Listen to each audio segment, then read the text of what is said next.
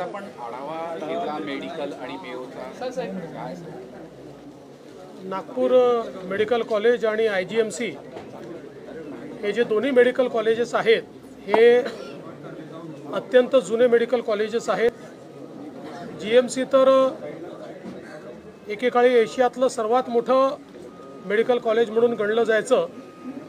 100 वर्ष या इमारतींना झालेले आहेत आणि म्हणूनच आपण मागच्या काळामध्ये याचा एक मास्टर प्लॅन तयार करून 1000 कोटी रुपये देऊन अद्यावत अशा प्रकारच्या सगळ्या व्यवस्था या ठिकाणी झाल्या पाहिजेत या संदर्भातलं काम सुरू केलं होतं।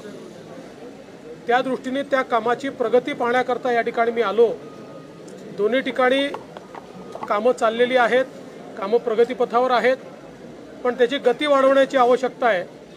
काही छोट्या मोठ्या त्रुटी त्याच्यामध्ये आहेत, त्या दूर करण्याची आवश्यकता आहे।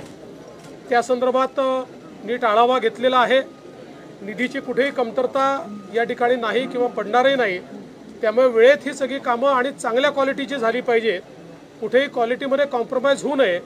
ही दोन्ही जी शासकीय वैद्यकीय महाविद्यालय आणि इस्पितळं आहेत ही एखाद्या चांगल्या खाजगी रुग्णालयापेक्षा किंवा मेडिकल कॉलेजपेक्षा देखील चांगल्या दर्जाची आपल्याला बनवता आली पाहिजे, असा आमचा प्रयत्न आहे।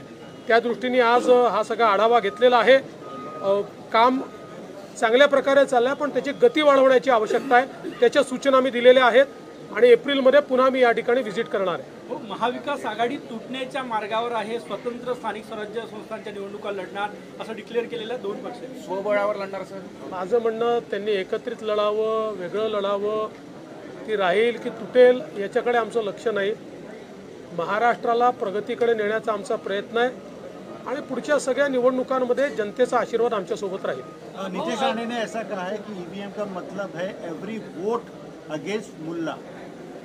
मी त्यांनी काय म्हटलं ऐकलं नाही, त्याच्यामुळे त्याच्यावर उन्होंने क्या बोला है ये मैंने सुना नहीं है, इसलिए उसके ऊपर मैं कोई प्रतिक्रिया नहीं दूंगा। देवेंद्र जी, काल आपण म्हणाले होते की उद्धव ठाकरे हे मित्र होते, आता राज ठाकरे मित्र आहे। यावर आज शिवसेनेची एक अधिकृत भूमिका आली की देवेंद्र फडणवीस नाही ठरवणार कोण कुठे जाणार भविष्यामध्ये, त्यांनी आमचा पक्ष तोडला आहे, ही कुठली आयडियोलॉजी?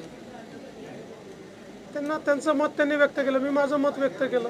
त्याच्यावर मी काय बांधील थोडी आहे की त्यांच्या याच्यावर मत व्यक्त करायला। ते रिकामटेकडे आहेत, रोज बोलतात, मी काय रिकामटेकडे थोडी आहे।